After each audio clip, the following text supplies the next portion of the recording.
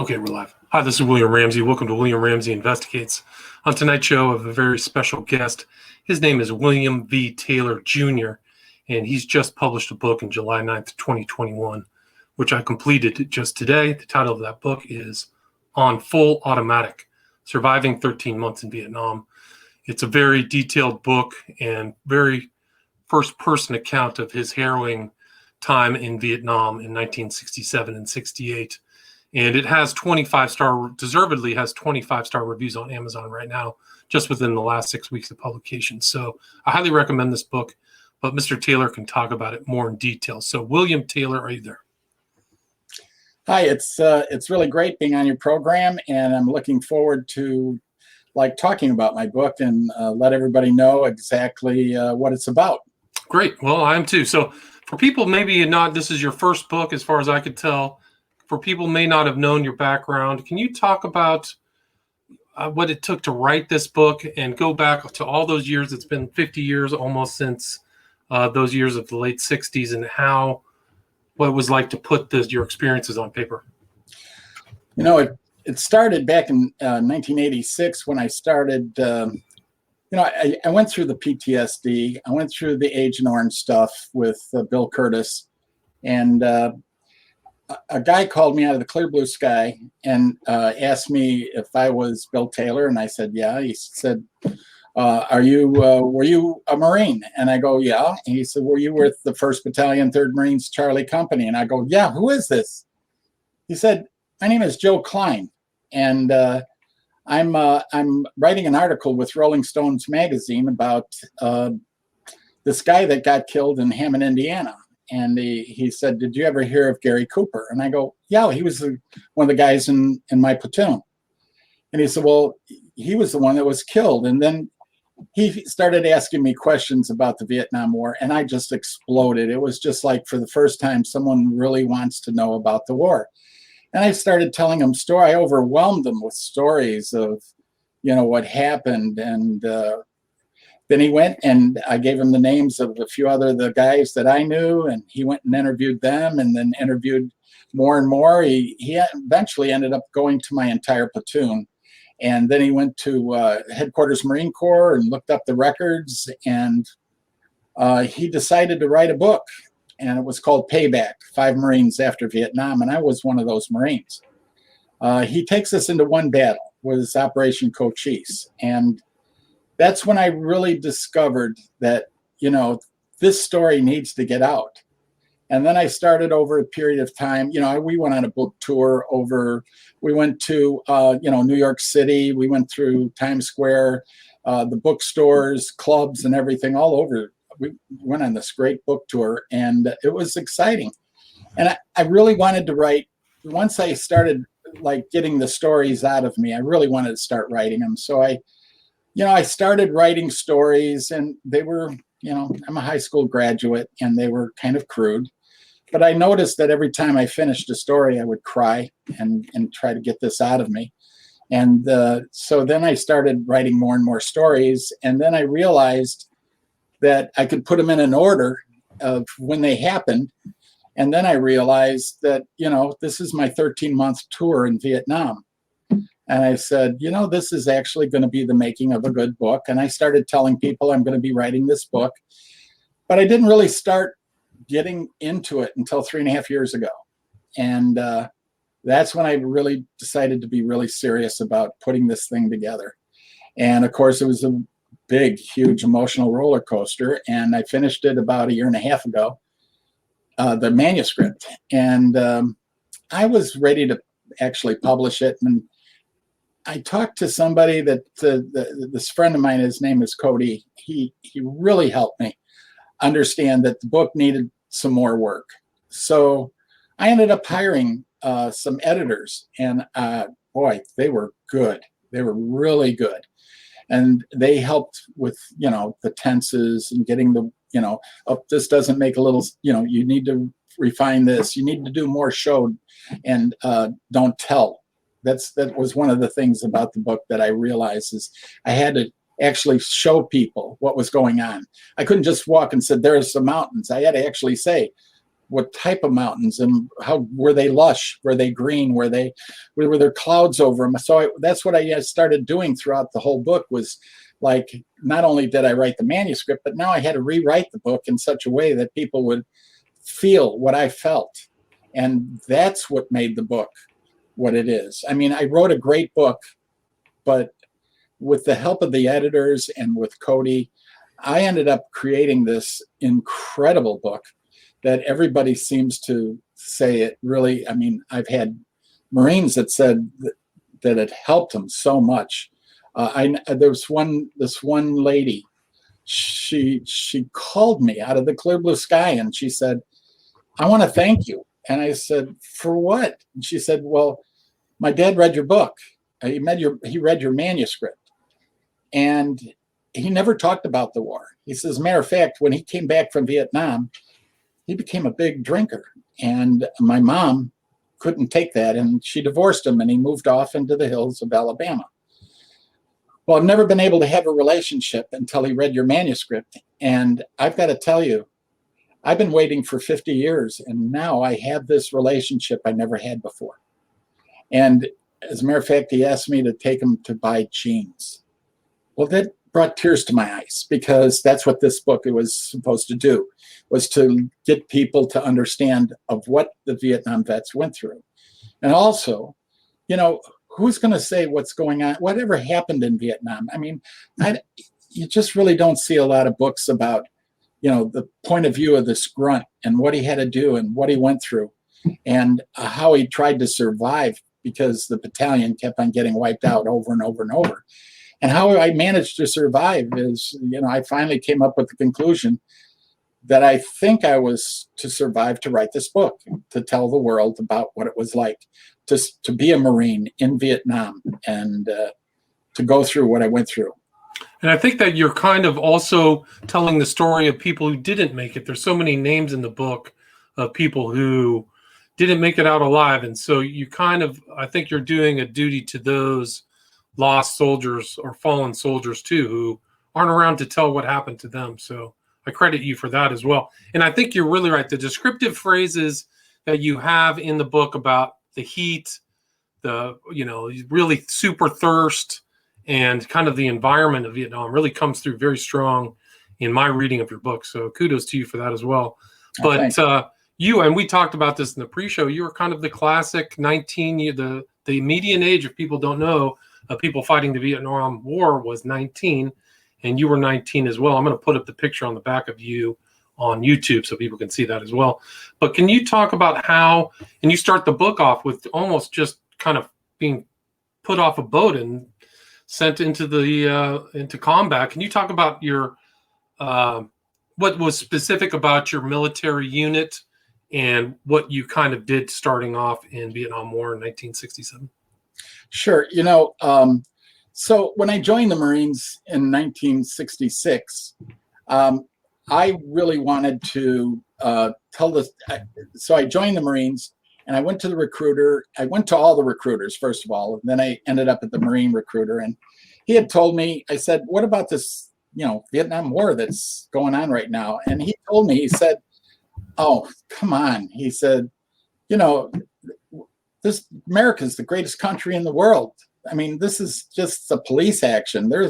This thing's going to be over by the time you get out of boot camp." Well, that was so far from the truth. That was a big sales pitch, is all that was. And what I did is I found myself going over on a jet and ending up in a place called Okinawa. It's an island, and it was a training ground for Marines to prepare them for Vietnam. And what they had done is the Marines had brought this battalion over from Vietnam to refit it, to give it the brand new M16s. We were the first one to get the M16s. They wanted to train us in Mike boat training, into Amtrak training, into helicopter training, into night ambushes, and camouflage. I mean, everything that you can think of. We trained for it was over a month and a half. And when the captain came out, he said, "So you're probably wondering why we're putting you through this training." And it's because you're going to be the Special Landing Force Alpha. SLF is what we call it. And we're going to be the reactionary. We're going to, whenever there's a battalion that runs, or a company, whoever runs into help, we're going to fly in there and we're going to save the day. And of course, wow, we're going to be the special landing force. And little did I know that, we were up against regiments of NVA and VC. We were up against the toughest. And we went into the Quezon Valley and, the street without joy. I mean, we were in the DMZ. I mean, the 1st Battalion, 9th Marines, the Walking Dead, they were an entire company of 250 men was whittled down to like 35, 40 men. And the dead bodies were laying out there, and the regiment was still out there. And they called us in. They said, we need the SLF. And then they called in other battalions coming in from different directions. I think Lam Sung 54 was going on, and they called the Vietnamese army to come in there. And we all merged into this one huge battle in the DMZ called Operation Buffalo. We were in so many different situations where we were sweeping for the enemy, or we'd be a blocking force for another battalion coming in and sweeping towards us. You called it the anvil and hammer, at least one of the operations. But Yeah. that was a common word used throughout the book, was sweep. It seemed like you guys were constantly moving. And just for people who don't know, your force was what, 1,750 men, 68 officers, I think is what you said in the book. Right. And, they were forward observers. I mean, they were talented men. The problem is that, we had, when I first joined it, we had the best platoon commander. We had the best of everything. And after Beaver Cage, we lost our executive officer. I mean, we were losing men left and right, and a helicopter assault. And it was, we trained in Okinawa, but we didn't train in 105-degree heat with, humidity factors through the roof. And, booby traps and mines and snakes. I mean, being ambushed out of the clear blue sky.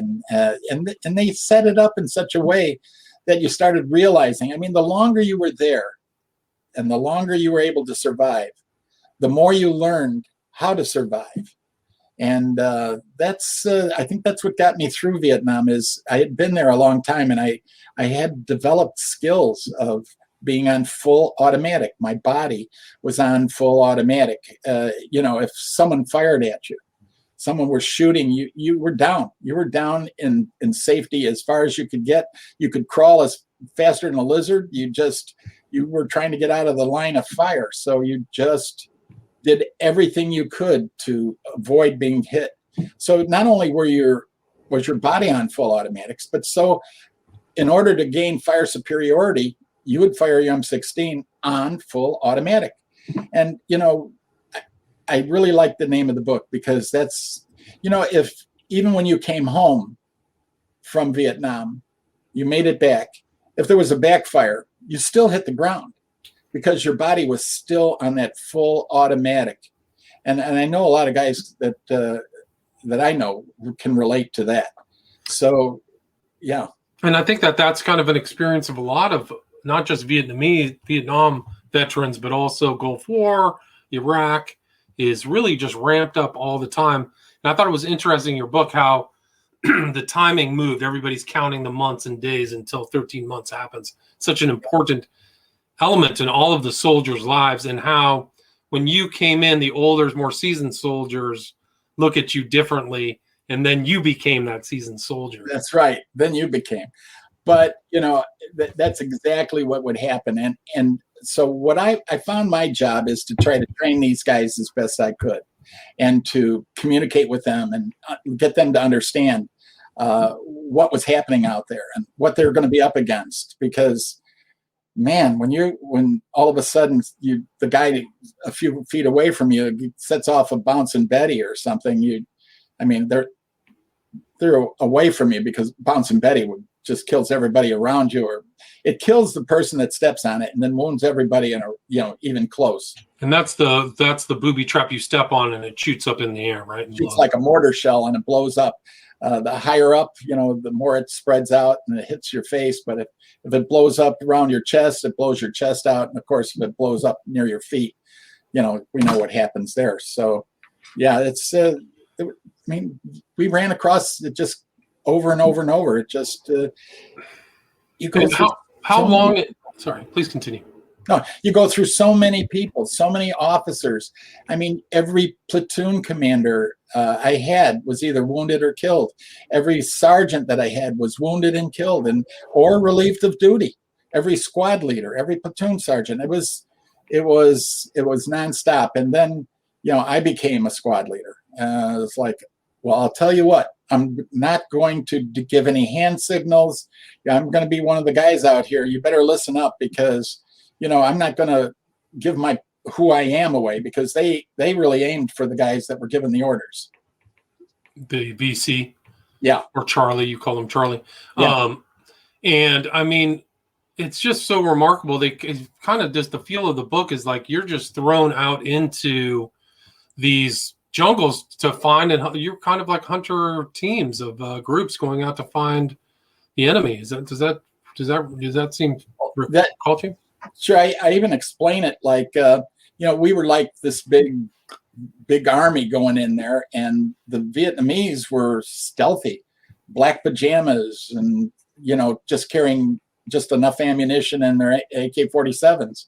They were stealthy. So, we had to adapt to that, and we had to carry food for 3 days. We never had a hot meal flown to us in the field. It was always, sea rations. That's what we ate for 13 months. It was definitely a journey of survival. Right. And you were out there, you said in one operation, I think it was 25 total operations is what you defined, but you were out in the jungle or there for an entire month, right? So, I mean, right. That's, a month and a half at times. Okay. Yeah, it was, and then we'd go aboard the ship, we'd refit, we'd 3 or 4 or 5 days, and we're right back out doing another operation somewhere else. See, we went from operation, we'd sweep to a certain place, we'd get on trucks and we'd go to another operation. We'd sweep, or we'd be a blocking force, and then the helicopters would pick us up and take us to another operation. So in that time, we just never had time to reflect, to look back, and we couldn't get in trouble, not unless we were aboard ship, because we were trying to say, all of us were trying to make it through our tour. Right. And I mean, it seemed like you didn't even get much R&R. I think you only got 5 days, at least. It took 9 months to get R&R. Oh, that was amazing, because you go from February and then all the way to December before I got my first R&R, and then I go on an R&R, and when I come back, my squad leader's dead. And maybe they sweep up to the DMZ, and he's dead, and the machine gun crews were napalmed, and they're gone, and you got all these new people coming, and poor guys, they came out of boot camp through infantry training, and then put right into the battlefield. Some of them so unable to be there. We just ran into such a shortage of men. And, we've got to say, I was in the Marines and we went through hell, but it wasn't only the Marines. I mean, it was the Army. The Army came in somewhere around November, 101st Airborne, because the Marines, they just kept on getting wiped out. And it's not that they were not good. It's just that so many enemy were thrown at us over and over, and they just... it just kept on coming. Seemed like that waves and waves of just much more. Oh, you're outnumbered 5-10 to 1. It seems like. And the Army got hit just as bad as us. I mean, they started getting their butts kicked too. I mean, when I say my butt kicked, I'm saying we always killed more them than we ended up killing. And of course, that's what it became, a war of numbers. How many did we kill and how many did they kill? It's like it became a war of numbers. That was kind of a famous thing about Robert McNamara, right? He's always had graphs and tabulating digits and things like that. Right. And that was part of the problem too, because, we're trying to, fight this war. And the key to this whole thing is, I remember thinking, who are we fighting? We're fighting the North Vietnamese and the VC, the Viet Cong, right? But who are the VC? They were the South Vietnamese. So who are we fighting? I mean, the Vietnamese are supposed to be on our side. and then you find out it's just the cities that had the people that were supposed to be towards us. And of course, I don't want to say that I'm sure that there was a lot of good South Vietnamese fighters, but the ones we ran across weren't, they had fires going. I mean, we set up our fields of fire. We're quiet. This guy smoked. He had his poncho. He smoked under the poncho.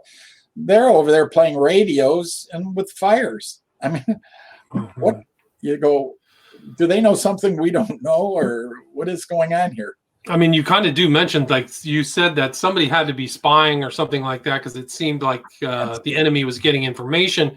But also I was curious that you thought that a lot of the locals just wanted everything out. You said they were like Stone Age farmers and fishermen. And I mean, it must have made a really curious impression upon you guys. Right. They're just trying to eke out a living is what they were trying to do. They're just trying to make it through to another day, get their farms, get their rice. The Viet Cong would come in and take their rice, and then threaten them if they had anything to do with us. And then we'd sweep through, and they didn't want anything to do with us because they didn't want reprisals by the Viet Cong. If they did anything that made them look like they were supporting us, they would be killed. There would be no doubt about it. They would be killed. So they were just kind of stuck in the middle, like innocent civilians stuck in the middle. Their kids were getting brutalized. Yep, that's what I tried to explain, and I tried to show that these people, they just wanted to be left alone. And of course, we looked like invaders. I mean, we really did look like this big group of men coming through, and a lot of the 18 and 19-year-old kids that were coming through the Marines at that time some of them were given a choice. Do you want to go to jail, or do you want to join the Marines and fight for our country? So you want to go to jail for 2 years, or are you going to join the Marines for 2 years? What do you want to do? And that's what some of the judges did. And that's the kind of people we got. We got people who are like, they didn't want to be there. They didn't want to be a Marine. But the first group that I went through, I noticed there was a shift as the longer I was there, the guys that started coming in, there was a lot of great men that came in, don't get me wrong. But I noticed attitudes started changing. And of course, the Martin Luther King had passed away, was killed. And of course, that changed a lot of attitudes from some of the men who just happened to feel that, they didn't need to be there, that it wasn't their war. So, you served with a lot of African Americans. I think you mentioned something like there's a race war brewing back in the United States at that time. But. Yeah, and the thing is like the thing is, once you're in Vietnam, you're a brother, and the brotherhood was really strong. If I didn't care what race you were, you depended on that person that was next to you, and you really looked out for him, and he looked out for you. It was like there was no race really. Towards the end of my tour, I noticed there was different attitudes changing, but for the most part, if you were a Marine, and you were brothers, and that's the way it is right now. We go to the 3rd Marine Division Association reunion every year, and we're brothers. We're all brothers, and we hug each other. We love each other because we fought and we knew what we did for this country. And it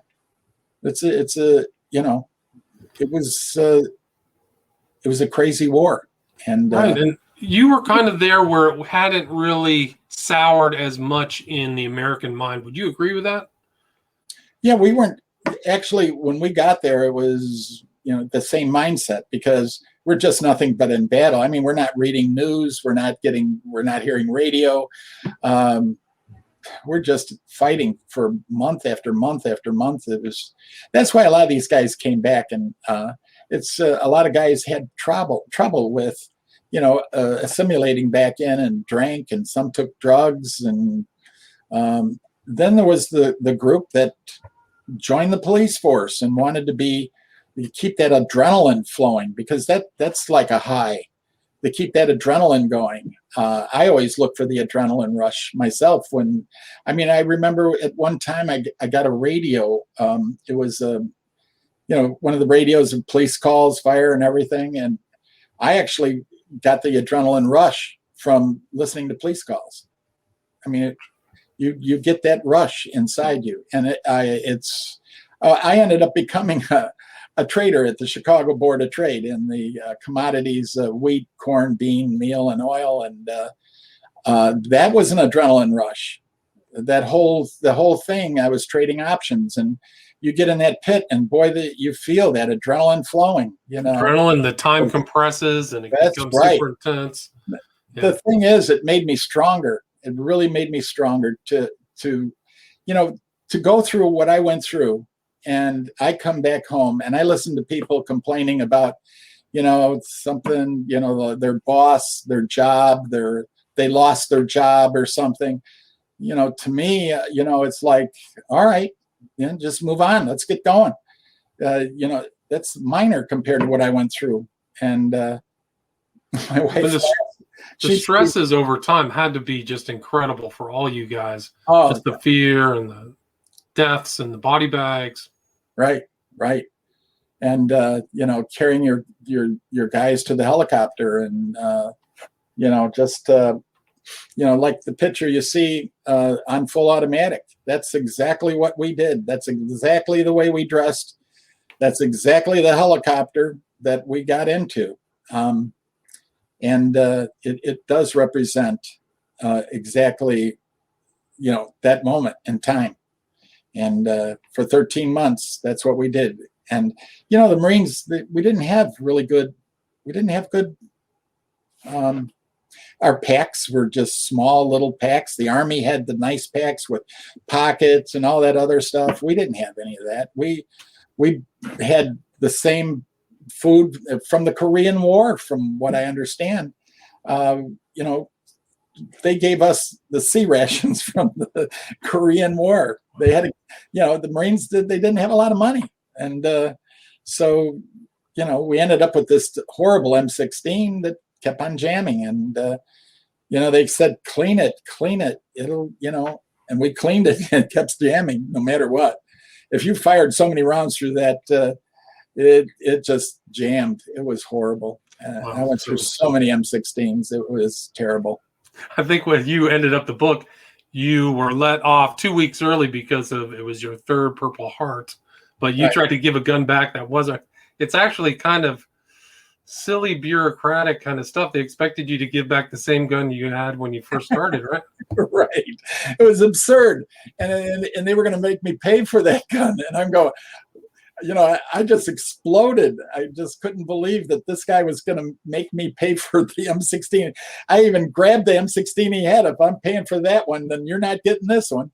And that was a bureaucratic craziness. And some new guy who never had experience what I went through. And unfortunately, there was a lot of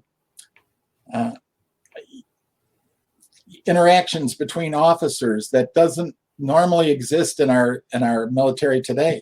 I mean, when you start questioning the people that are leading you because they're brand new coming in and they're making you do something that is wrong, you have to tell them. And when you do, if they want to overpower you with their, because they're in command, well, they don't know what's going on. They're not listening to you. And when you're there, you're trying to explain it to them. And there was a lot of great leadership, and there was bad leadership, and those were the people that were relieved of command in the middle of battles.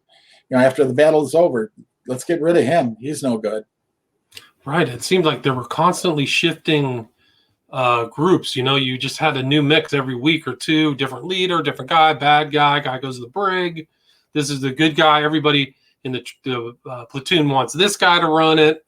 You guys have more experience than the new guys. I mean, it's really and then right. And then you love him, and you love this guy, and then he dies. He gets killed, and then you go, oh my God, what am I going to do now? Who's coming next? I mean, they were just going through the leadership like crazy, and that's part of the survival, right? I mean, what other do you remember? I mean, it seems like that war was had a lot more kind of craziness to it, maybe than other cut and dried wars where you had boundaries and things. I mean, it was the first televised war, and it was, a lot of people got to see it on TV, and that's what caused a lot of protesters coming out when they saw what was going on. But then their focus was on us. We're the bad guys. And of course, when we did come home, we were spit at. I mean, you have no idea. To go through what I went through and then have people yelling at you in an airport is because you've got your uniform on and you're just come from hell. And I remember when Payback was, we went on that book tour, and I was telling the guy that I was sitting next to, I was telling him about Vietnam and about the book and stuff. And when I got off the airplane, the lady behind me had caught up to me, and she said, can I talk to you? And I go, sure. I said, yeah, absolutely. She says, I just want to let you know, I was one of the protesters that was spitting at you and was yelling at you and calling you names. And I want your forgiveness. I want you to please forgive me for what I did. And I realized that it wasn't only the guys that came home that became victims of this. The victims were the people who then realized that they were going after the wrong person. The people that felt guilty because they didn't go over to Vietnam, because they felt they needed to. They wished they had been. I wish I could have been there for you guys. And it's like I tell them all. I go, it's a good thing you didn't have to go through what I went through. You'd be messed up today. You'd be all screwed up, because all these guys that came back from all these combat situations, just like what's going on from our Afghan and Iraq vets. I mean, there's so many guys that come back with this. And that's another reason why I wrote the book, was to make sure that, to let these guys know that came back that, this stuff is still inside me. And I'm the one that's opening up and expressing this stuff. And I want them to do the same thing. So that's another reason why I wrote the book, because I know these guys, they're going through the same thing I went through, but in a different sense. Maybe, they're in the desert and they're in this horrible situation. And some of these poor guys do things, you're young and you do things that you're really not proud of. And and you said that this was a cathartic experience for you, so it kind of got that kind of some of those bad memories out. Maybe would you suggest that as an option for some of these other people going through PTSD or having bad memories? Oh, absolutely. Absolutely, Bill. To write it down, and even if you don't want anybody to read it, but just put it down on paper and to get it out of you. I know when I was through with my story, there's a story about a baby in there, and I cried. I mean, I cried for days over that one story. Still, to this day, brings up, emotion. And so getting that out, that stuff that sits inside you, in your mind, it's hidden inside there. And unless you get that stuff out, unless you can bring it out in the open, it's just going to fester, and you'll be like me. I'm 74 years old. I'm still thinking about that war like it was yesterday. And these guys need to know that, sometimes you just need to talk it out. You need to get that stuff out of you. And even if you just write it and throw it up and tear it up and throw it away, maybe that's what you need to do. Or maybe you need to write a book like I did and get it out. Yeah, I mean, there's really important stories. I think this is a very important story for people to know, really firsthand account and how harrowing these wars were. War can be.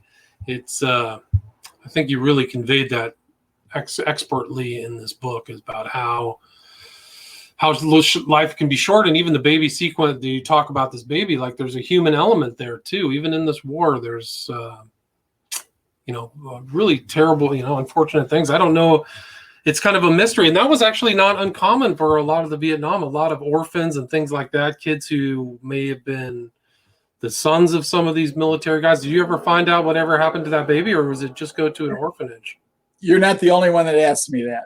A lot of people asked me. And no, and when I came back, I was so full of PTSD, and I still had to serve another 2.5 more years in the Marines. And there's this rule that if you were wounded 3 times, they can't send you back to a combat zone for 2 years. So I ended up in Cuba, and when I joined the Marines, I made under $100 a month. I mean, it's hard to believe that a person could survive on that. $100 a month. It's nothing. And it was nothing back then. But you find a way to survive and you make it through. And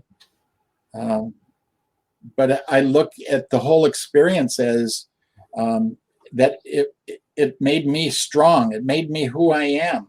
It made me be a good man. And I think it helped. I think it helped a lot. Right. And where's the best place that people can obtain this book? Amazon right now has it. I know that the hardcover is coming out in about 3 weeks, and then we're going to go ebook. And after all that, then we're going to do an audio. I want to.